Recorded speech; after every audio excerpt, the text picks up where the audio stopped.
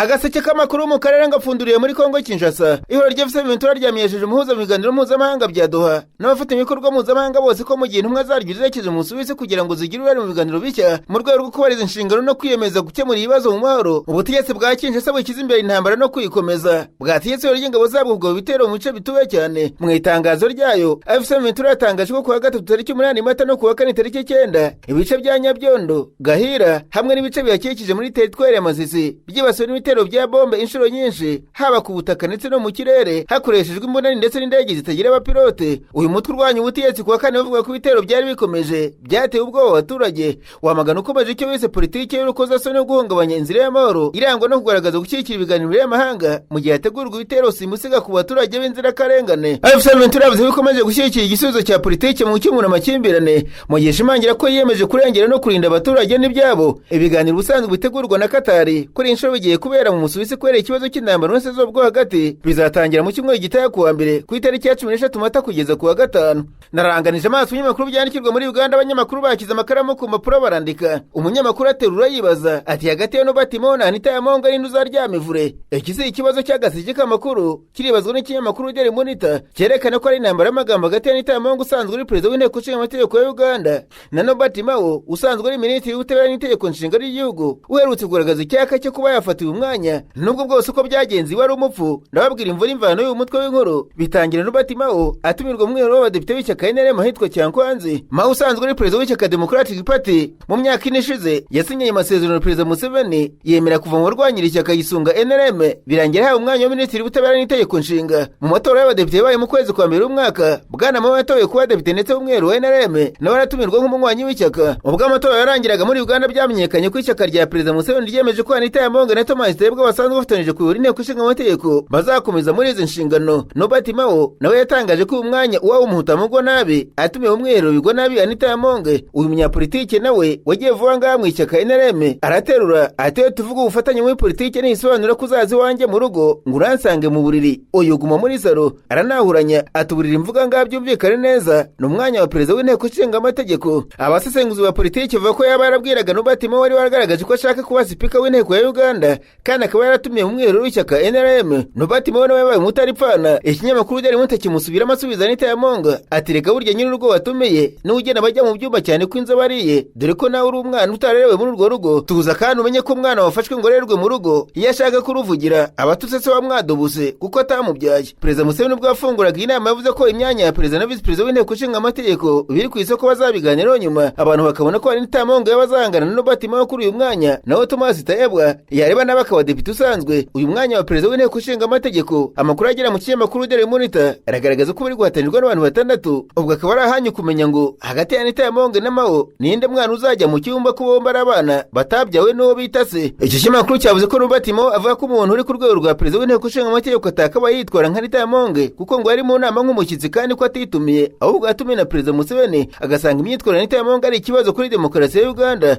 Nyamara yuko andi makuru avuga ko minisitiri w'ubutabera Nobatimo yashinje abateguye uwo mwiherero ko bamubujije kuvuga hamwe n'umusesenguzi wa politiki Andrew Mwenda bakabanigana ijambo mu gikorwa cyakomeje kongera ubushyamirane ku bijyanye no gushaka perezida w'inteko ishinga amategeko. Ikinyamakuru Chimp Report cyandika ko Bwana Mao ndetse na Andrew Mwenda usanzwe utemera Anita Yamonga bagomba kuvuga muri uyu mwiherero ariko bashinzwe gahunda babimye umwanya. Mwenda inshuti ya Jenerali Muhozi amaze amezi menshi ashinja ku mugaragaro Anita Yamonga ruswa no gukomeza kwiyarira ububasha mu nteko ishinga amategeko nawe bivuga ko yabujijwe gutanga ibitekerezo muri uyu mwiherero. Ibikomeza gushimangira ukuniga ibitekerezo bitandukanye muri politiki ya Uganda. Ntaravu muri Uganda mbwira ko perezida Museveni yagaragaje ko ari ibihugu byateye imbere ku buryo bifite ibikorwa bifatika birimo kujya ku kwezi mu gihe abanya-Uganda bo ugiye mu byo kumansura. Yatanze urugero ku bahanga barimo abanyamerika baherutse mu butumwa ku kwezi bwa Artemis ya kabiri akibaza impamvu abanya-Uganda bo batajyayo. Yabitangaje ku itariki 8 avuga ko ari ibihugu byateye imbere mu nguni zose by'umwihariko agaruka ku ngabo za Leta z'Ubumwe za Amerika zifite ibikorwa ku butaka, mu kirere, mu mazi ndetse no mu isanzure. Ati ubu tuvugana icyogajuru cya Amerika kiri kuzenguruka ukwezi twebwe turi hano Cyankwanzi turya makaroni. Ibi bintu biteye ubwoba ni gute Uganda yagira ibikorwa bya gisirikare mu mazi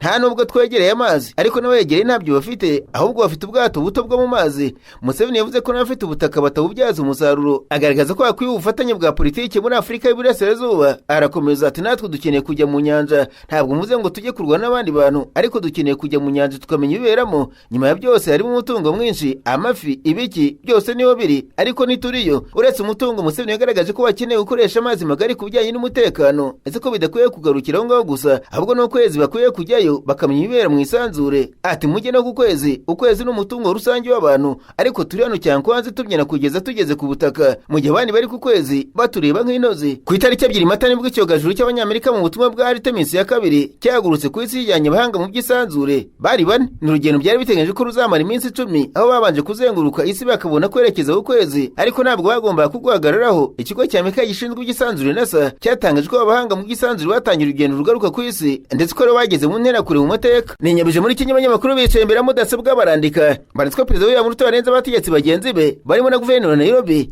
baza mu biro bye bambaye nk'abashumba, asaba abantu bose kubaha ibiro bya perezida, dore ko ari byo biro bikuru mu gihugu. Ikinyamakuru The Star cyavuze ko Perezida Ruto avuga ko mu mihango ikomeye nk'ibera mu biro bye bibabaje kubona umuntu w'umutegetsi zambaye uko yiboneye. Yavuze ko agiye gushyiraho amabwiriza agenga imyambarire ku buryo ubutaha barinda ibiro bye bazajya bagusubizayo n'uza wambaye nabi nk'abari bamuri imbere ku wa kane. Ikinyamakuru kivuga ko umutegetsi wa Nairobi Bwana Johnson Sakaja yaje yambaye igishati cy'amaboko maremare n'ikintu cy'igipantaro, no kumva atari umuntu ko kugiye kubonana na perezida w'igihugu. Abantu benshi bari muri uwo muhango ngo bari bambaye ibipira by'amaboko magufi, ubona ntabona zimaga kositimu nk'uko byari bimenyerewe ku bantu baje kwitaba Perezida William Ruto. Mu ijambo rye ngo yagarutse cyane ku myambarire, yavuze ko abantu bakwiye kuba ahantu bagiye bakambara bakurikije urwego rwo bagiye kuvugana nawe. Nubwo Perezida Ruto ngo avuga ngo nasa n'utera urwenya, ngo byaramubaje kubona ahamagara abategetsi bakaza kumwitaho bambaye igishumba. Ariko kandi leta ya Kenya yandikiye umunyamabanga mukuru w'umuryango w'abibumbye Antonio Guterres yerekana ibirego biherutse gushinjwa abapolisi bayo ko basambanije abagore mu butumwa barimo muri Haiti. Amakuru y'ikinyamakuru Reuters avuga ko ibaruwa yanditswe na Minisitiri w'Abanyamahanga wa Kenya Musalia Mudavadi ayohereza Antonio Guterres mu iki cyumweru. Iyi baruwa ivuga ko byagaragaye ko ibirego nta shingiro bifite. Ati twakoze iperereza ritabogamye ndetse dusangiza ibyarivuyemo abafatanyabikorwa bose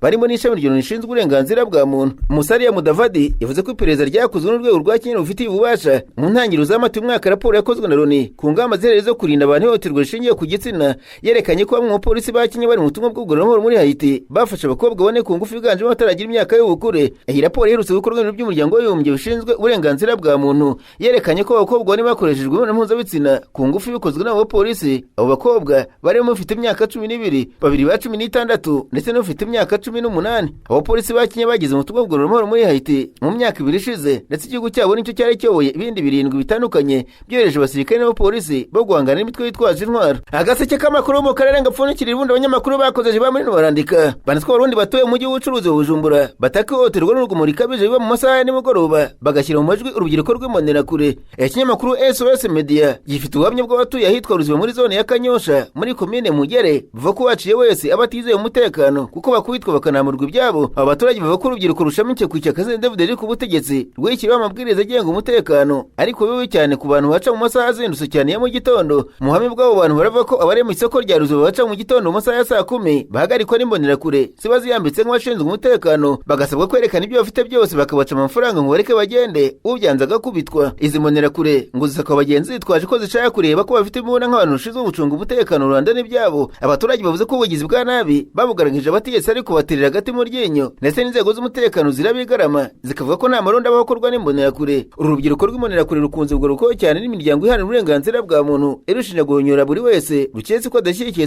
David, nubwo inzego z'igihugu zibihakana kuri urubyiruko rutanabaho. Muri 2023 Perezida Evariste Ndayishimiye yashimye uruhare rw'imbonerakure mu gucunga umutekano ku mipaka y'igihugu cy'u Burundi. Naho leta ya Tanzania ngo iri hafi gutora itegeko ryemerera abantu barangije kaminuza n'imyuga badafite akazi kujya babona inguzanyo mu bigo by'imari bakoresheje diplome zabo bakazishyura mu mishinga bazakora. Ikinyamakuru The Citizen yavuze ko Minisitiri w'Intebe ubwo ari mu nteko ishinga amategeko ku wa kane yijeje abadafite ko iyi gahunda iri hafi gutangira, ndetse ku rwego rwa leta rwamaze kuboneka aho uzajya ujyana diplome yawe nk'ingwate bikitwa kutanze ingwate y'umutungo wimukanwa. Tanzania ivuga ko n'ubwo ubukungu bw'igihugu bumaze igihe imibare igaragaza ko buhagaze neza, abakiri bato batibona mu bukungu bw'igihugu. Iki gihugu kivuga ko buri mwaka abantu 900 b'urubyiruko bajya ku isoko ry'umurimo. Muri aba ngaba babarirwa ku ntoki akaba ari bahabwa akazi na leta cyangwa se abikorera, abandi bagasabwa kwihangira umurimo. The Citizen ivuga ko igihe iri tegeko rizaba rimaze gutorwa ubushomeri muri Tanzania bushobora kuba amateka, kuko buri wese wize neza umushinga cyangwa se guhanga udushya azajya kuri banki akajyana diplome ye agahabwa amafaranga amufasha guhanga umurimo.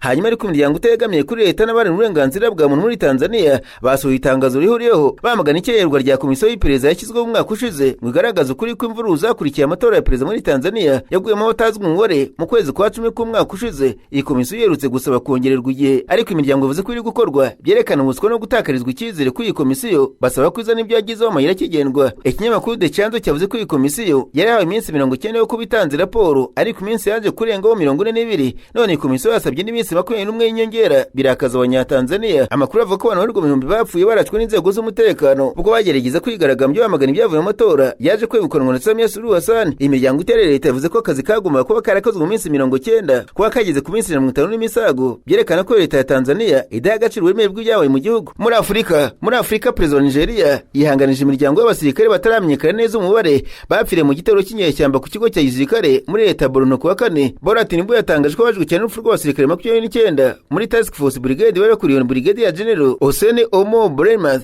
watanze igitambo gikuru mu kurinda igihugu cyacu, nk'uko Tinubu yabyanditse ku rubuga rwa X. Icyo gitero kuri icyo kigo cya gisirikare kiri mu majyaruguru y'Iburasirazuba bwa Nigeria bivuga ko cyakozwe n'umutwe wa Boko Haram nubwo utarakigamba. Mu byumweru bishize ibitero ku bigo bya gisirikare muri ako karere bikorwa na Boko Haram n'umutwe wundi wishamikiyeho ISWAP byariyongereye mu gisirikare gerageza guhashya umutwe. Mu kwezi ko Gushyingo k'umwaka ushize Brigadier General Musa Uba yiciwe mu gitero yatezwe n'abarwanyi ba ISWAP muri leta ya Borno. Leta ya Borno n'izingiro ry'imitwe yitwaje intwaro ihungabanya umutekano kuva mu myaka 10 ishize, mu gihe mu myaka vuba ngaho ibitero bya Boko Haram byari byagabanutse cyane uhereye igihe byari bikabije muri 2015. Mu mezi ya vuba ngaho byongeye kwiyongera. Mu kwezi gushize ibitero bya bombe z'ubwiyahuzi mu mujyi wa Maiduguri, umurwa mukuru w'iyi leta, byishe abantu 20 bikomeretsa abandi benshi. Amerika yohereje ingabo zo gufasha no gutoza iza Nigeria kurwanya imitwe yitwaje intwaro, irutse kubira abaturage bayo kwirinda ingendo zijya muri Nigeria kubera impungenge z'iterabwoba no gushimuta abantu. Mu mahanga mubwire ko kuva mu mpera z'uyu mwaka abasore bose b'ingimbi b'Abanyamerika bashobora kujya bahita bandikwa nk'abagomba guca mu gisirikare akavuga uburyo bumaze imyaka ya za 40 aho biyandikishaga bo ubwabo. Uwo mushinga w'itegeko rishya watanzwe n'urwego rwa leta ni uwo gutuma abagabo bandika mu buryo bwa automatique bakimara kuzuza imyaka 18, aho kugira ngo ubwabo bajye kwiyandikisha nk'uko bisanzweho. Abawushyigikiye bavuga ko uzatuma leta iziga mu miliyoni nyinshi z'amadolari agenda buri mwaka mu bikorwa byo kwibutsa abasore bari hagati y'imyaka 18 na 25 bashobora kwinjira mu gisirikare ngo bajye kwiyandikisha ubwabo. Uwo mushinga w'itegeko uracyarimo kwigwa mbere yuko wemezwa ukaba wajya mu bikorwa. Ku bandi uteye impungenge ko mu gihe cy'intambara abantu bajyanwa ku rugamba batabishaka. Kwanika abagabo bose mu gisirikare cya Amerika byiruka mu 1973 nyuma yo kubyamagana ukomeye ko habayeho mu gihe cy'intambara muri Vietnam. Urwego rwa leta ya Amerika rwitwa Selective Service System